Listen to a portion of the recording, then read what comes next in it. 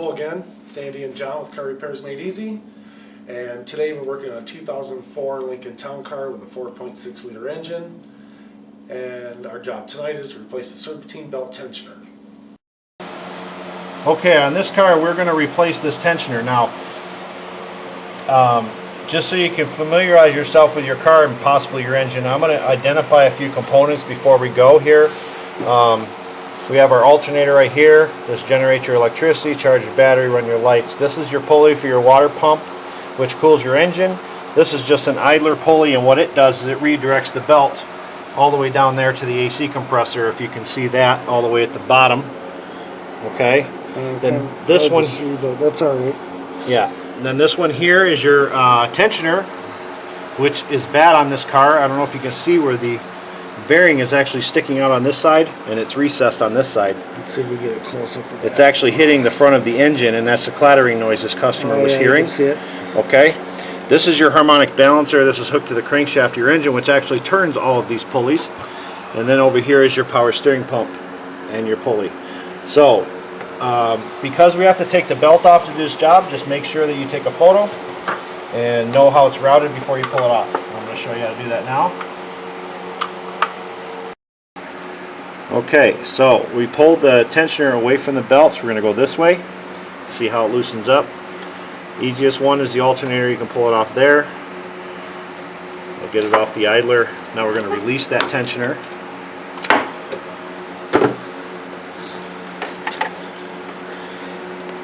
Get it around all the pulleys, just like so, and she's out. Okay, this center bolt, if you look at your new one, it sits in a notch on the engine, and you got your one bolt. That's what holds that guy in. So we are going to take this off, crack it loose.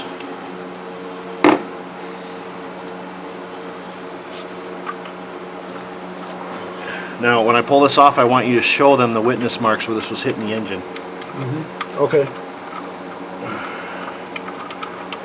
Because some of them may have the similar noise. See it right here?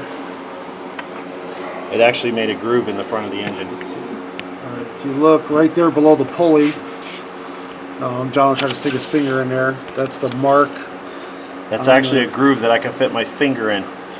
So if this went much longer, this customer would be buying a front cover. And that's where because the bearing inside the spring, is the spring or bearing in there? It's a spring. Where the spring wore out, that's where the tensioner was hitting against the front cover of the engine. You can see here that this pulley is actually good, not even noisy, spins really nice. Okay, but you can see where the front of that was hitting the engine. And that's because this, with the belt tension on it, it's wearing out where they put this dumb rivet right here, and it went cockeyed against the engine under belt tension.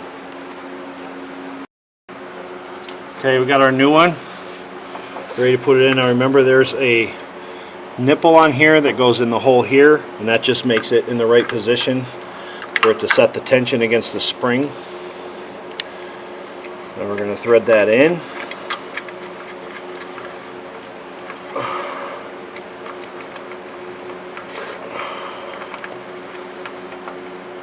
Okay, get my wrench.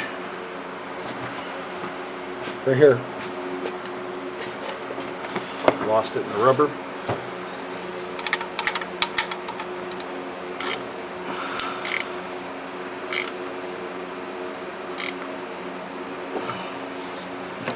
Good and tight there. Not hitting the engine like the other one was. Now we're ready to put on our belt. Okay, now we're going to put the belt in.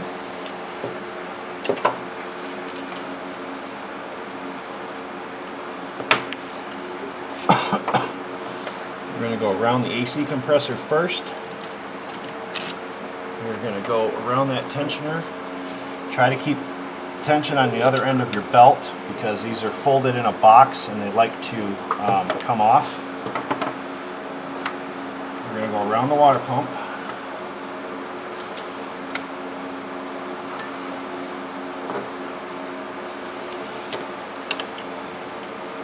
Down and around our crank. Put that on there. We're going to go on our idler pulley here from the AC compressor. And I'm going to go down here around the power steering pump. Okay, now at this point I want to make sure it's in all the grooves. So you don't have it off a tooth, because if you have it off a tooth and then you go to start the car, you can actually fray the belt instantly, and then you're going to be buying another one. Okay, so now I'm there. I'm going to get my wrench here, just like when we took the belt off, into our tensioner.